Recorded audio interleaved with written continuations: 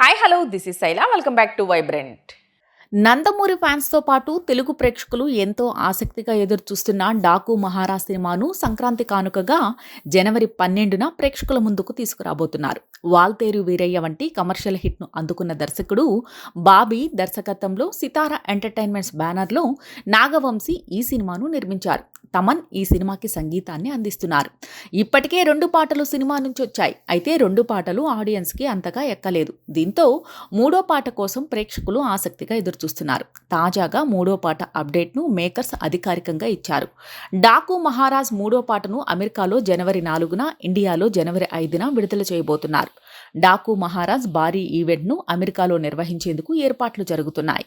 ఈ ఈవెంట్లోనే ఈ పాటను విడుదల చేయబోతున్నారు. ఇప్పటి వరకు వచ్చిన పాటలకు పూర్తి భిన్నంగా ఈ పాట ఉండబోతోంది.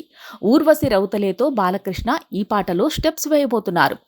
ఐటెం సాంగ్ తరహాలో మాస్ మసాలా సాంగ్గా ఈ పాట ఉండే అవకాశాలు ఉన్నాయి. పాట అనౌన్స్మెంట్ సందర్భంగా విడుదల చేసిన పోస్టర్ మాస్ ఆడియన్స్ను ఆకట్టుకునే విధంగా ఉంటుందనే నమ్మకం కలిగిస్తోంది.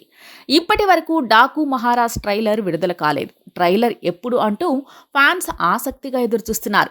అమెరికాలో జరగబోతున్న ఈవెంట్లో ట్రైలర్ విడుదల చేస్తారని అంతా భావిస్తూ ఉండగా పాటను విడుదల చేయబోతున్నట్లుగా అనౌన్స్మెంట్ రావడంతో ఫ్యాన్స్ ఒకంత అసహనం వ్యక్తం చేస్తున్నారు. ఇంకా ఎప్పుడు డాకు మహారాజ్ ట్రైలర్ అంటూ సోషల్ మీడియా ద్వారా నిర్మాత నాగవంశీని ప్రశ్నిస్తున్న వారు చాలామంది ఉన్నారు. సంక్రాంతికి విడుదల కాబోతున్న గేమ్ చేంజర్ సినిమా ట్రైలర్ను జనవరి 1న విడుదల చేయబోతున్నారు.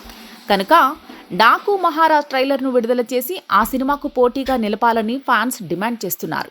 బాలకృష్ణ వరుసగా అఖండ, వీరసింహారెడ్డి, భగవంత్ కేసరి చిత్రాలతో బ్యాక్ టు బ్యాక్ విజయాలను సొంతం చేసుకున్నారు. ఇప్పటికే హ్యాట్రిక్ విజయాలు దక్కించుకున్న బాలకృష్ణ ఈ సినిమాతో మరో విజయాన్ని సొంతం చేసుకోవడం ఖాయం అనే నమ్మకంతో ఫ్యాన్స్ ఉన్నారు.